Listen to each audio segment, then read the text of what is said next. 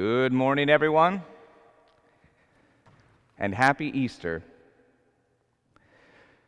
You know, it's all about this.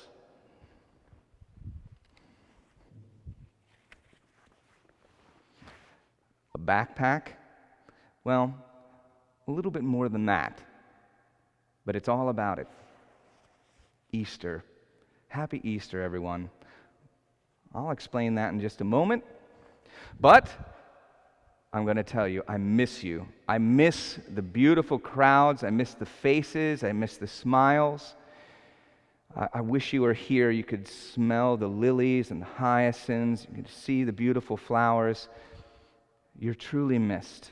I just want you to know that. Now, if you were here, we would do a little calisthenics, liturgical calisthenics. Luckily, we have a musician, a deacon, and a reader. All right, they're right over here, so we're going to go this route. Okay, so, and now if you are accustomed to going to the Easter liturgies, you know this experience already, but every year it's good to remind ourselves of the Paschal mystery. What is the Paschal mystery? All right, Derek, when I point to you, you're going to stand and you're going to say, Passion. Passion. Thank you, Derek. All right. Rebecca, when I point to you, you're going to stand up and say death. Death. Well done, Rebecca. And Deacon Justin, when I point to you, you are going to say resurrection. Resurrection. All right. Very good. Now, when I point to you at home, you are going to stand up and say ascension. Okay, because the Lord ascended into heaven. That is the completion of the Paschal mystery. 1, 2, 3. Come on. Get out of that seat. You got to do it. One more time.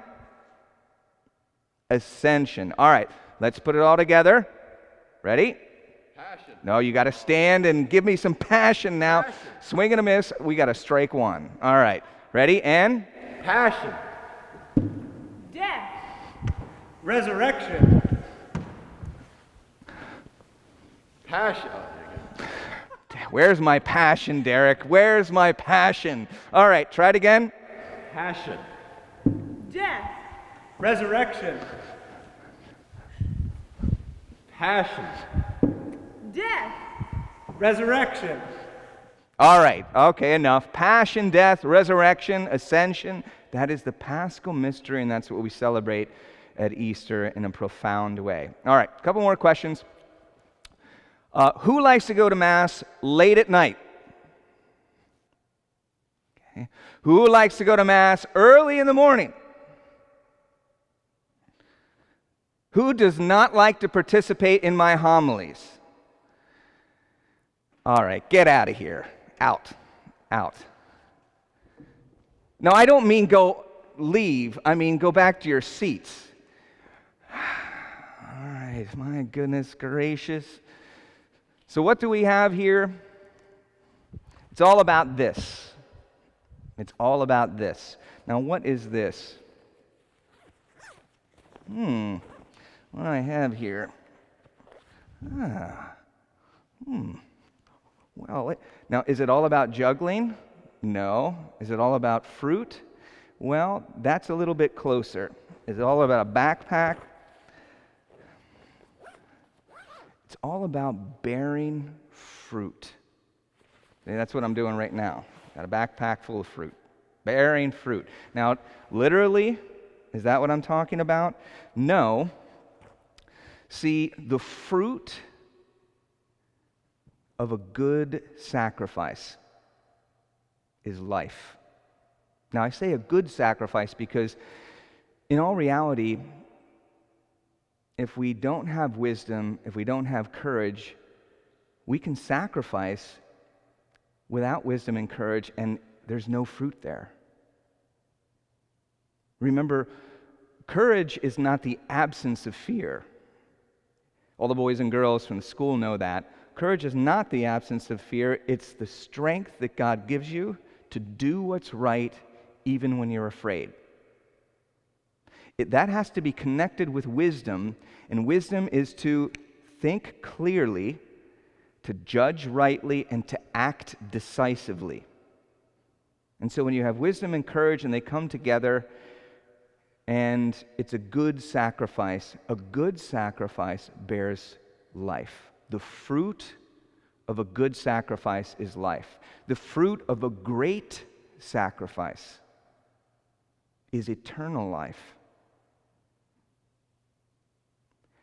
And the fruit of a perfect sacrifice is eternal life for everyone. There's only one divine person who assumed a human nature that could make a perfect sacrifice for us all, and that was Jesus Christ. But we participate in his perfect sacrifice. And the question goes out, well, what kind of fruit has been born through you by a good sacrifice?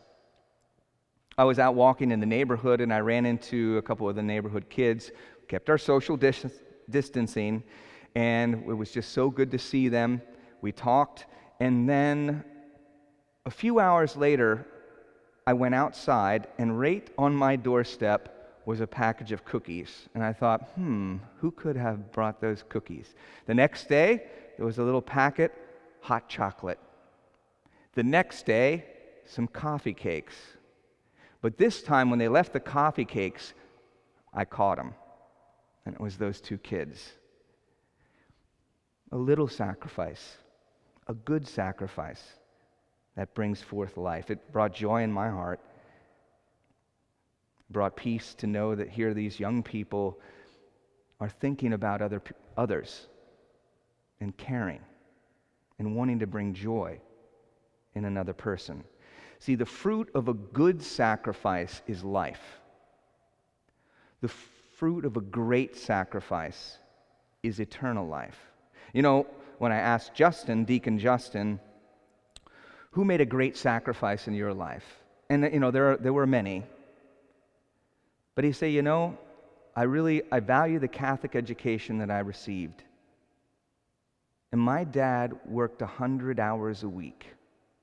100 hours. So that I could go. That my brother could go.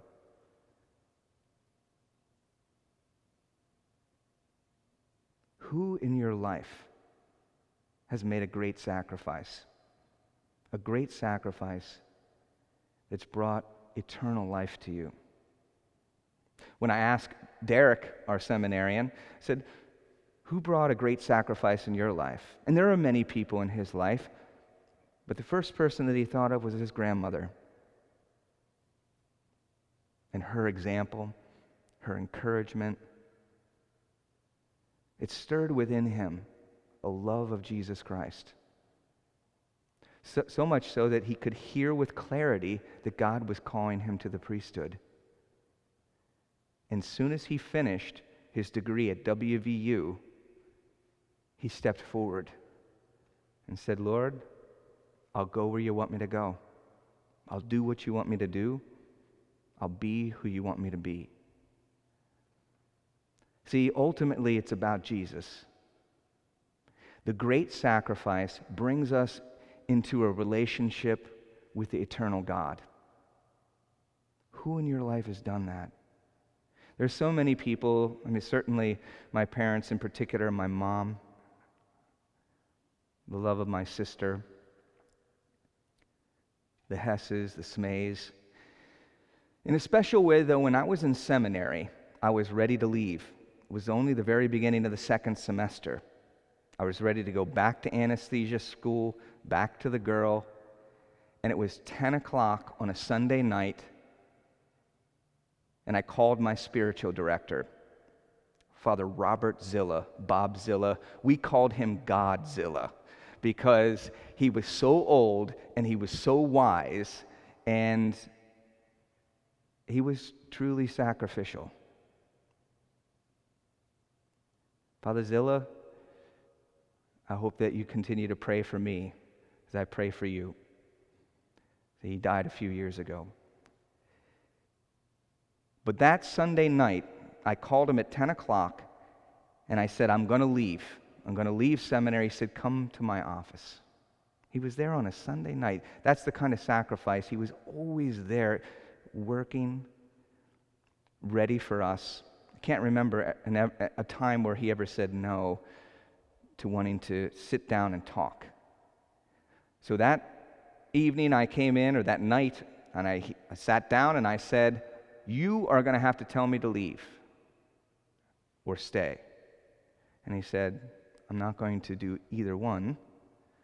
And he talked to me, and I said, I'm going to leave tomorrow. And he said, you can leave tomorrow. And here was where the wisdom and the courage came. But you'll always regret it because you didn't give it a chance.